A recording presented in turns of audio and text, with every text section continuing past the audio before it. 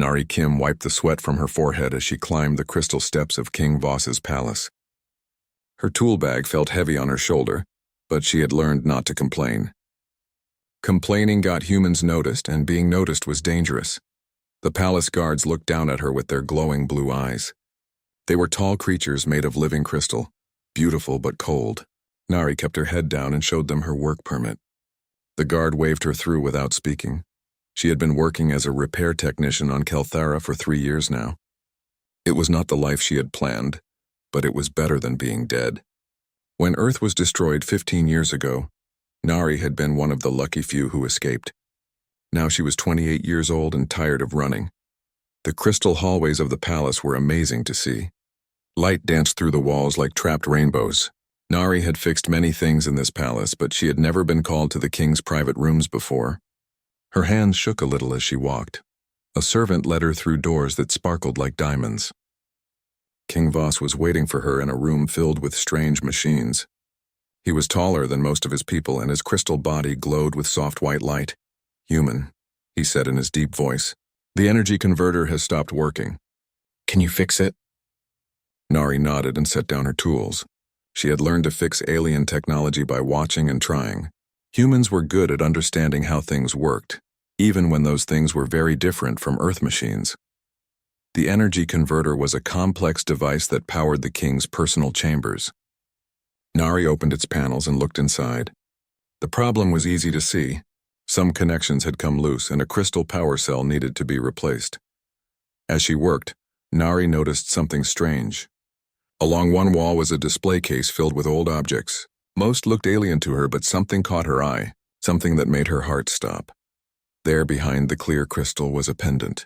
It looked exactly like the one hanging around her neck, hidden under her work clothes. The same silver chain, the same blue stone, the same strange symbols carved into the metal. Nari's grandmother had given her the pendant when she was a child. "This has been in our family for many generations," her grandmother had said. "Keep it safe, Nari. It is special." The pendant was the only thing Nari had saved when Earth died. She had grabbed it as the evacuation ships left the planet. Now she was looking at another one just like it. Her hands trembled as she tried to focus on her work. But she could not stop looking at the display case. How could there be two pendants exactly the same? "You see something interesting," King Voss said suddenly.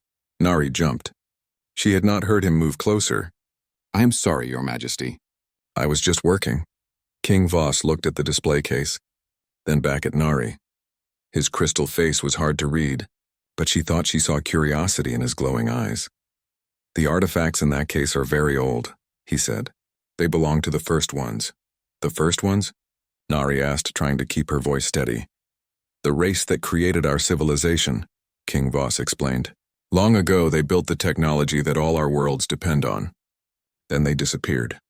We know very little about them." Nari's mouth felt dry. "What do you know?" King Voss walked to the display case. "They were masters of technology. They created the great machines that protect our galaxy from cosmic storms. They built the stargates that let our ships travel between worlds. Without them, none of our civilizations would exist." He pointed to Nari's pendant in the case. "This is called the Founder's Key. It belonged to one of their leaders. We found it on an abandoned world many centuries ago." Nari finished fixing the energy converter, but her mind was spinning. She packed her tools slowly, trying to think. The pendant around her neck felt warm against her skin. "Your Majesty," she said carefully. "What did the first ones look like?" King Voss was quiet for a moment. "The old records are not clear, but some say they looked like your people, like humans." The room felt like it was spinning around Nari. She gripped her tool bag tighter and tried to breathe normally. "But that cannot be right," King Voss continued. "Humans are a young race. You only discovered space travel a few hundred years ago. The first ones lived thousands of years before that." Nari nodded, but inside she was screaming. The pendant, the symbols, the technology her people had always been good with. "Could it be possible?" "The energy converter is fixed, Your Majesty," she said. "Good. You may go." Nari bowed and walked toward the door. But King Voss called her back. "Human," he said. "What is your name?" "Nari Kim, Your Majesty." "You did good work today, Nari Kim.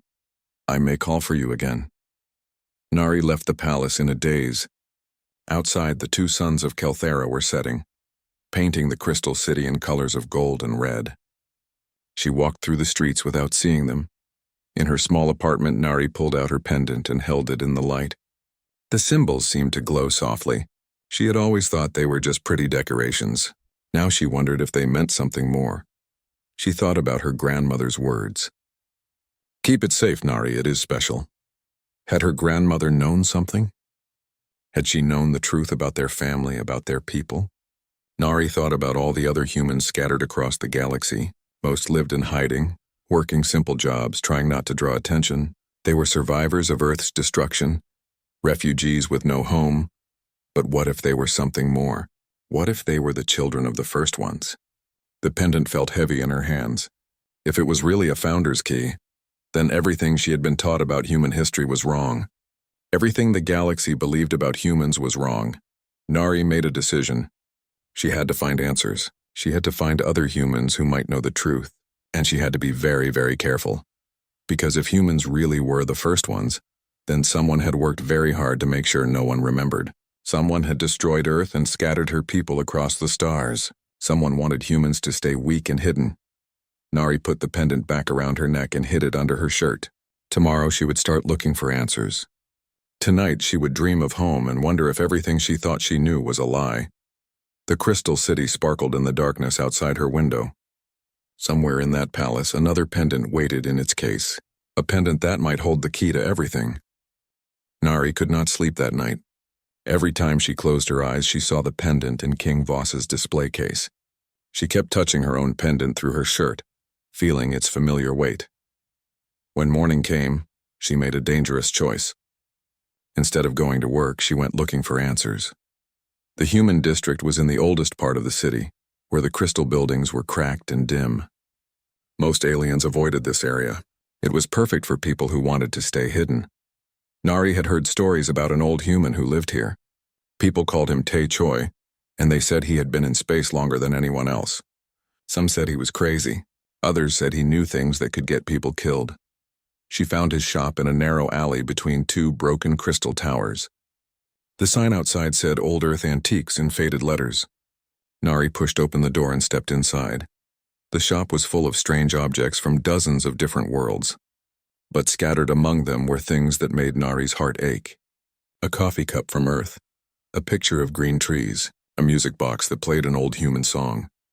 "You are not here to buy anything," said a voice from the shadows.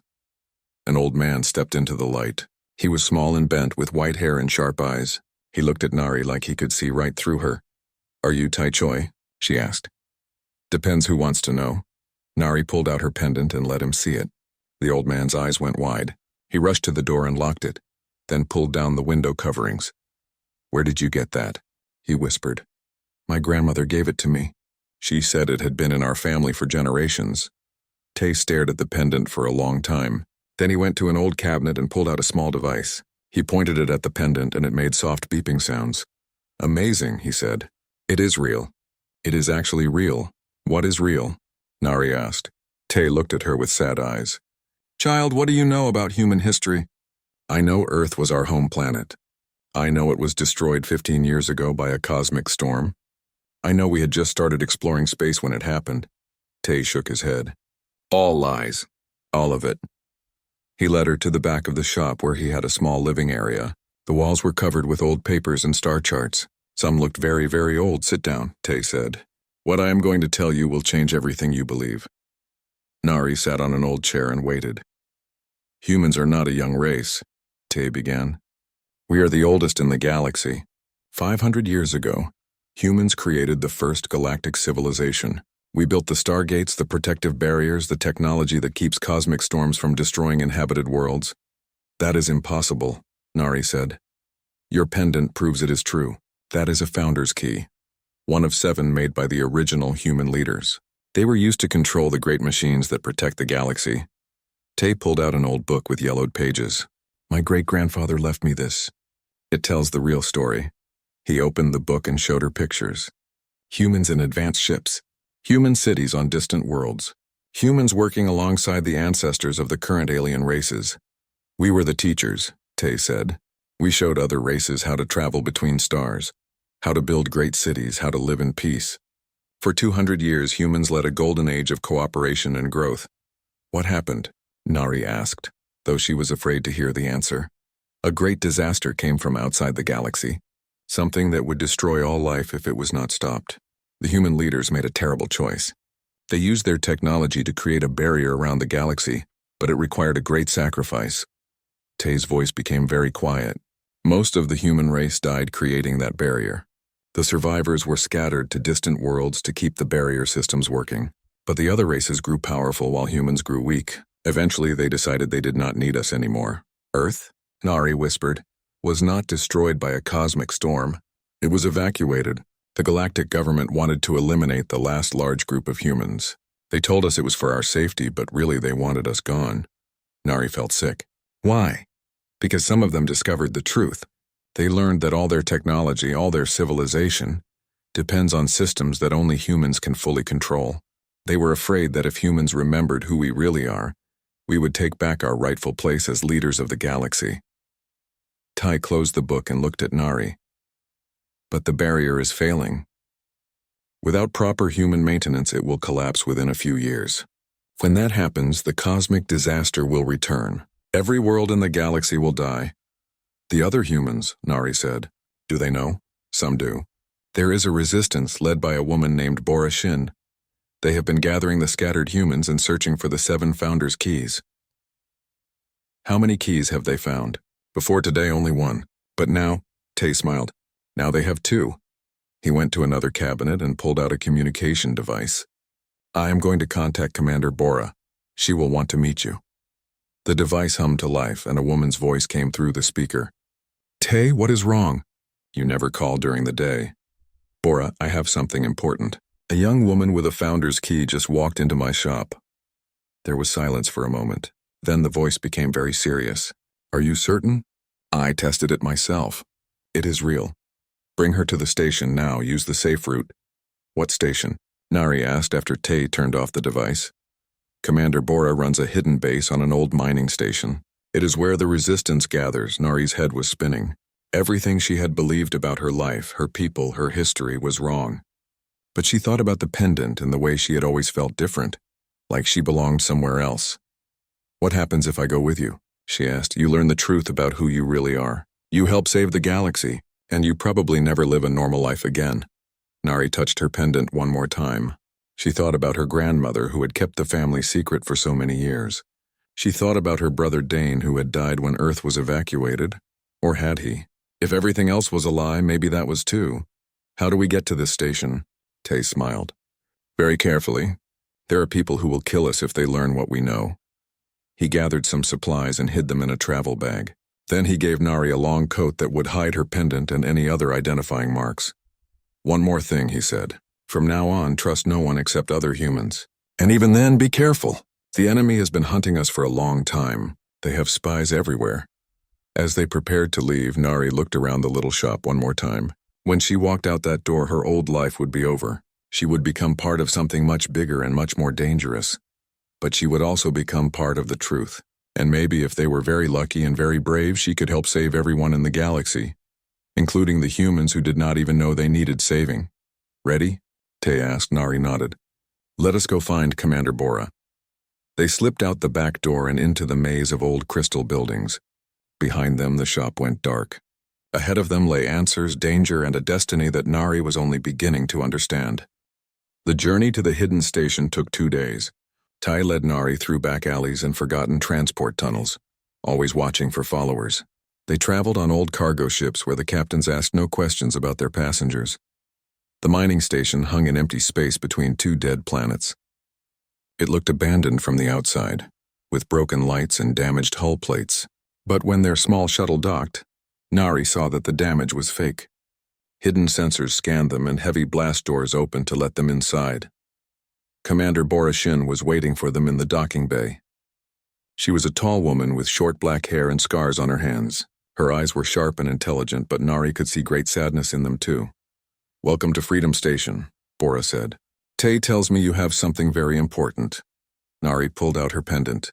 Bora stared at it for a long moment, then called to someone behind her. Jin, come see this. A young man hurried over. He was about Nari's age with quick fingers and curious eyes. He carried a tablet computer and several scanning devices. Another key? Jin asked excitedly. Really? Test it, Bora ordered.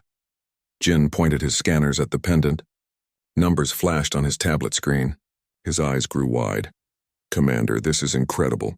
The energy signature matches perfectly. And look at this. He showed the tablet to Bora.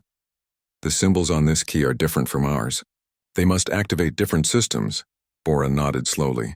How many humans are on the station now? 43, Jin replied. More are coming in every day. Word is spreading that we are gathering the keys. Good. Take Nari to quarters and get her fed. We have a lot to discuss. Jin led Nari through the station corridors. The place was bigger than it looked from outside. Humans worked at computer stations and repair benches. Some were young like her. Others were older. All of them looked like they had seen too much sadness. I know what you are thinking, Jin said as they walked. It is hard to believe at first. I thought Tay was crazy when he told me the truth. How long have you been here? Nari asked. 6 months. I was a tech worker on Rigel Prime when Bora found me. I had been having dreams about machines I had never seen, understanding technology that should have been impossible for me to know. He stopped at a door and opened it. Inside was a small but clean room with a bed and desk. That happens to a lot of us, Jin continued. Human genetics remember things our minds have forgotten. We are born knowing how to work with the old technology, even when we do not understand why. Nari thought about how easily she had always fixed alien machines. What is your job here? I track the Founder's keys. We know where 6 of them are now. 3 are in alien hands like the one you saw in the palace. 2 are with us. And 1, Jin looked sad. 1 is with our enemy. Who is the enemy? General Maktos of the Hegemony Fleet. He commands the alien forces that destroyed Earth and scattered our people. But he knows the truth about humans. He has been hunting us for years, trying to gather the keys for himself. That evening, Commander Bora called a meeting of all the humans on the station. They gathered in a large room with windows that showed the stars outside. Nari sat with Jin and Tay, feeling nervous. Friends, Bora began. Today we took a great step forward. We now have 2 of the 7 Founders' keys. The humans in the room began talking excitedly. Some clapped. Others looked worried. But we must be realistic, Bora continued. General Maktos has spies everywhere. He knows we are gathering, and he will try to stop us. The next few weeks will be very dangerous. An older woman raised her hand. Commander, what about the protective barrier? How much time do we have? Jin has been monitoring the cosmic readings. Show them. Jin stood up and activated a holographic display. It showed the galaxy surrounded by a shimmering energy field, but the field had dark spots where the energy was weak. The barrier is failing faster than we thought, Jin said. We have maybe 6 months before it collapses completely. When that happens, the cosmic storms will destroy every inhabited world. Can we fix it with just 2 keys? Someone asked. No, Bora replied. We need all 7. The barrier system was designed to require unanimous activation by all the human founders. It was meant to prevent any one person from having too much power. Then we need to get the other keys, Nari said, standing up. All eyes turned to her. Where are they? Jin activated his tablet. 3 are in public displays like the one you saw in King Voss's palace. They think the keys are just pretty artifacts from an extinct race. 1 is in the Museum of Ancient Civilizations on Proxima Station. Another is in the private collection of Lord Kex on Thulos. The 3rd is displayed in the Grand Temple on Zelphia. What about the other 2? Nari asked. Bora's face became grim. 1 is with General Maktos. The other, she paused. The other is with someone we thought was dead. Who? Your brother, Dain. The room spun around Nari. She sat down hard, her heart pounding. Dane is alive? We only learned this yesterday. One of our spies in the Hegemony Fleet sent word. General Maktos has been holding human prisoners, using them to operate the old technology. Dain is one of them. Tears ran down Nari's face. Her little brother, who she had mourned for 15 years, was alive but a prisoner. We are planning a rescue mission, Bora continued, but it will be dangerous. Maktos keeps his prisoners on a heavily guarded fortress ship. I want to help, Nari said immediately. You are not trained for combat. But I know the technology. You said humans have genetic memories. I can feel it when I touch my pendant. I know things I never learned, Jin nodded. She is right, Commander. We need every human we can get, and her key might be necessary to operate the rescue systems. Bora looked around the room at all the faces watching her. These were the last free humans in the galaxy, and they were asking her to risk everything on a desperate plan. "All right," she said finally. "We will attempt the rescue. But first we need to get the keys from the museums and temples. If we are going to face Mactos, we need as much power as possible." Over the next few days, the humans on the station prepared for their missions. Jin taught Nari how to use scanners and computer systems. Tay shared stories about the old days when humans traveled between stars as equals, not refugees. But at night, alone in her quarters, Nari stared out at the stars and worried. Everything was happening so fast. A week ago, she had been a simple repair worker.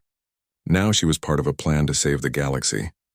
She touched her pendant and felt the warm energy flowing through it. Somewhere in that energy were the memories of her ancestors, the humans who had built all of this. They had sacrificed everything to protect other races from destruction. Now it was her turn to make sacrifices. For her brother, for her people, and for every living being in the galaxy. The pendant pulsed gently against her skin, almost like a heartbeat, or like a countdown timer, marking the moments until the barrier failed and everything died. Nari made a promise to herself and to the stars outside her window. She would find her brother. She would help gather the keys. And she would make sure the sacrifice of the first humans was not wasted, even if it cost her everything. 3 weeks later, the Resistance had 4 keys. The missions to steal from the museums had been successful, but they had cost them dearly. 2 humans had died during the escape from Proxima Station, and General Mactos now knew exactly what they were doing. Nari stood in the command center of Freedom Station, watching the tactical displays with growing fear. Mactos had assembled a massive fleet and was hunting for their base. Worse, the cosmic barrier was failing faster than ever. "The readings are getting worse every day," Jin said, pointing to his screens. "We have maybe 3 weeks before total collapse." Commander Bora studied the star charts. "We still need 3 more keys. Mactos has 1, Dane has another, and the 7th is on the original human homeworld," Jin finished. "In the ruins of the first colony." "That world has been abandoned for centuries," said Hana Lee, one of the newer arrivals. "The automated defenses will kill anything that gets close." "Not anything," Nari said quietly. "They were built to recognize humans." Everyone turned to look at her. She was holding her pendant and it was glowing softly. "I have been having dreams," she continued. "Ever since we gathered the 4 keys, the genetic memories are getting stronger. I can see the homeworld. I can see the defenses. They will let humans pass," Bora frowned. "Even if that is true, we still need to rescue Dain and get the key from Mactos. His fortress ship is too well defended for a direct attack." An alarm sounded throughout the station. Jin rushed to his scanners and his face went pale. "Commander, we have a problem. A huge fleet just dropped out of hyperspace. It is General Mactos and he has found us." Through the observation windows they could see the dark shapes of warships appearing in the distance. There were dozens of them, all bristling with weapons. "All humans to battle stations," Bora ordered. "Prepare to evacuate the station." "Wait," Nari said. "Commander, we cannot run forever, and we cannot get all the keys if we keep hiding." "What are you suggesting?" "We fight, but not the way they expect." Nari pulled out her pendant and held it up. The other humans with keys did the same. All 4 pendants began glowing brighter. "The keys are responding to each other," Jin said in amazement. "Look at the energy readings. They want to be together," Nari realized. The system is trying to activate itself. An idea formed in her mind. It was dangerous and probably crazy, but it might be their only chance. "Bora, what if we let Mactos capture us?" "Are you insane? Listen. He wants the keys, right? And he has Dane prisoner on his ship. If we surrender, he will bring us to the same place. Then we can rescue Dane, take his key, and use all 5 keys together. That is suicide. Once Mactos has us, he will never let us go. He cannot activate the system without humans," Nari pointed out. "He needs us alive." And Jin said that human genetics remember the old technology. Maybe being closer to the source will help us remember more. Bora looked around at her people. They were all scared, but they were also desperate. The barrier was failing and they were running out of time. "All right," she said finally, "but we need a backup plan. Jin, can you program the station's computers to send our location to King Voss?" "Why King Voss?" "Because he is honorable and he cares about protecting his people. If the barrier fails, his world dies too. Maybe we can convince him to help us." Jin nodded and began typing rapidly. Meanwhile, the enemy fleet grew closer. "Attention, Freedom Station," came a voice over the communication system. "This is General Maktos. Surrender now, and I promise you will not be harmed." Bora picked up the communicator. "This is Commander Bora Shin. We surrender on one condition. You let us see the human prisoners you are holding." There was a pause. Then Maktos laughed. "You are in no position to make demands. But yes, you may see them. I think you will find the reunion very interesting." The transfer took several hours. Nari and the other humans were brought aboard Maktos's flagship in small groups. The general himself met them in the docking bay.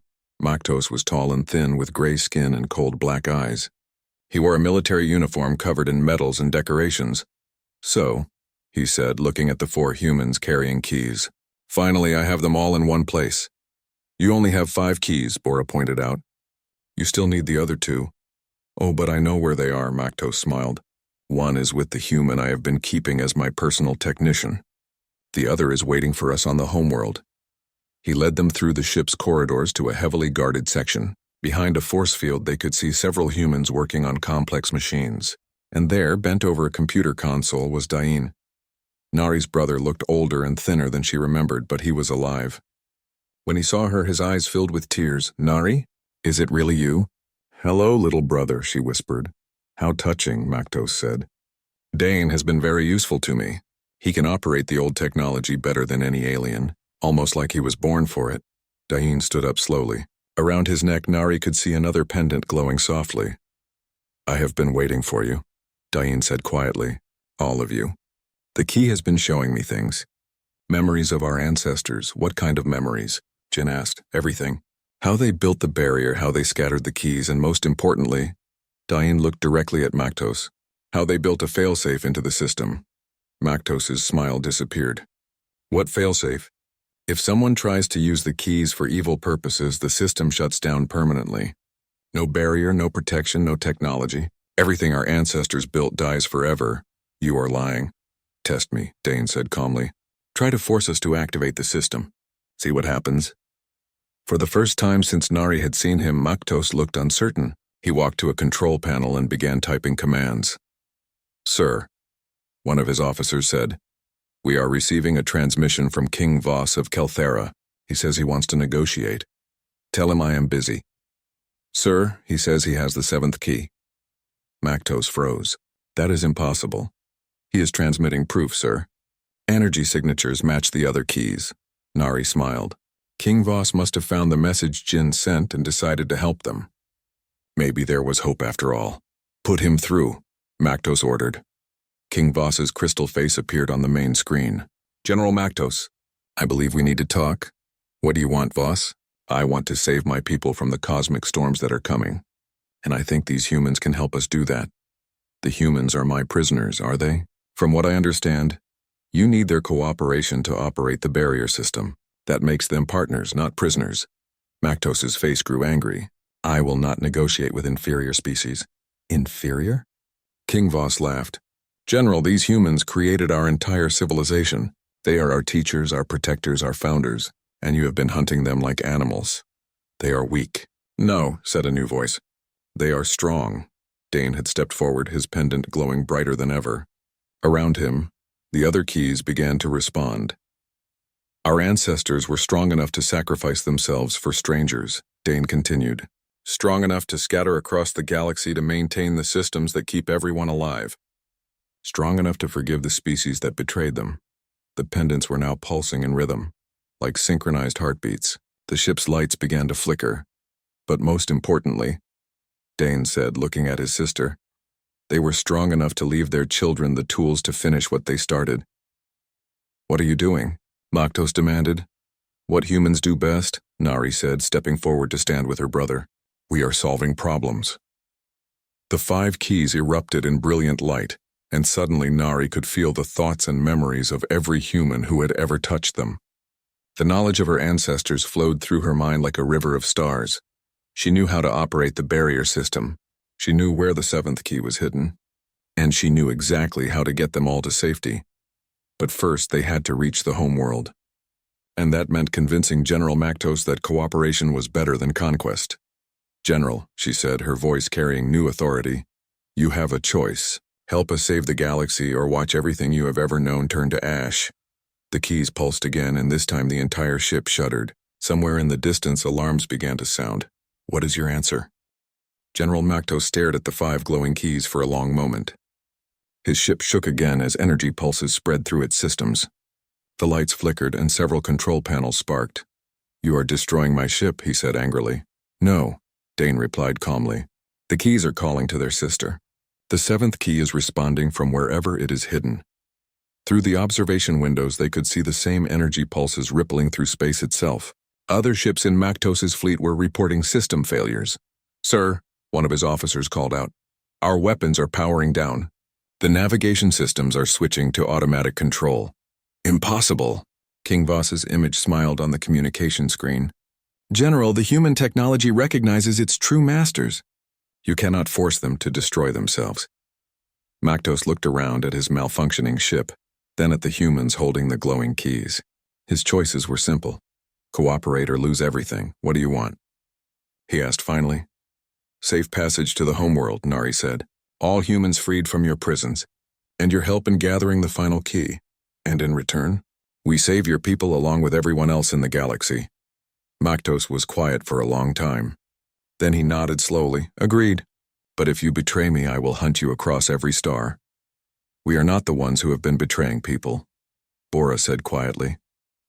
The journey to the homeworld took 3 days. Mactos kept his word and freed all the human prisoners. There were 12 of them, all skilled technicians who had been forced to maintain alien technology. As they traveled, the keys grew brighter and more active. Jin monitored their energy output and shook his head in amazement.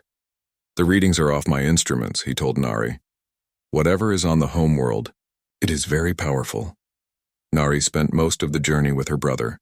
They had 15 years to catch up on, and every conversation revealed more about what had really happened. I was not supposed to survive the evacuation, Dane explained.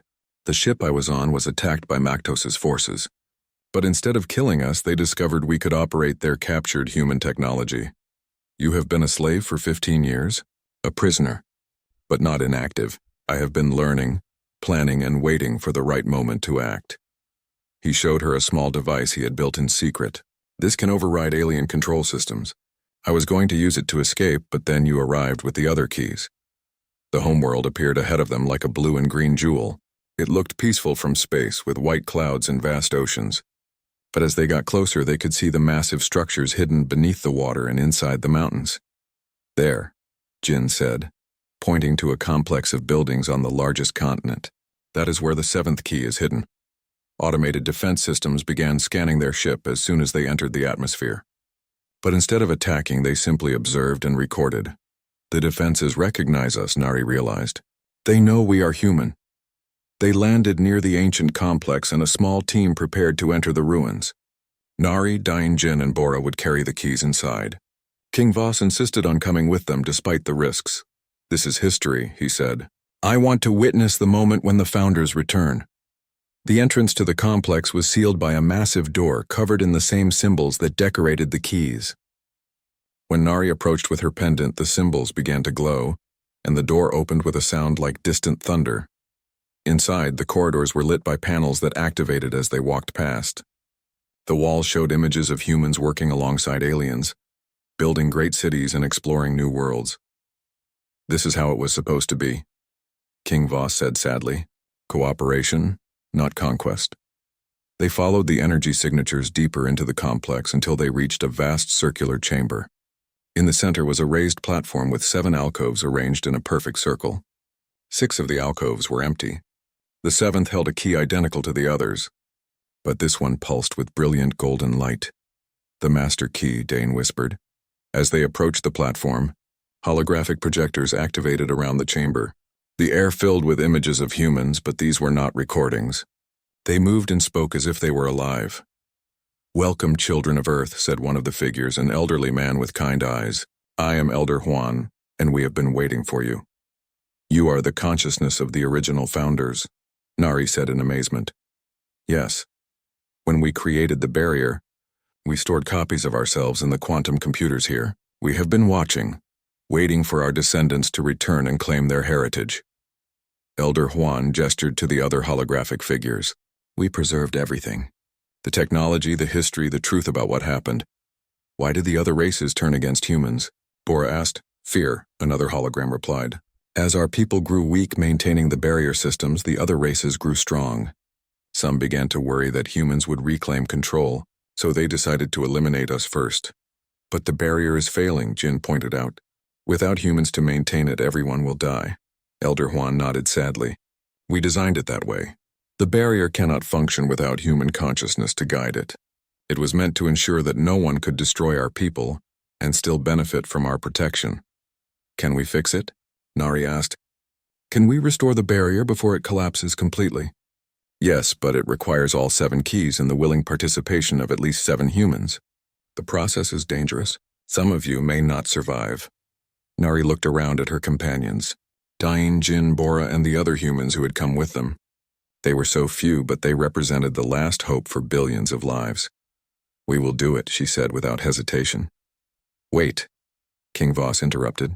What happens after you restore the barrier? Do humans return to hiding? Do we pretend this never happened?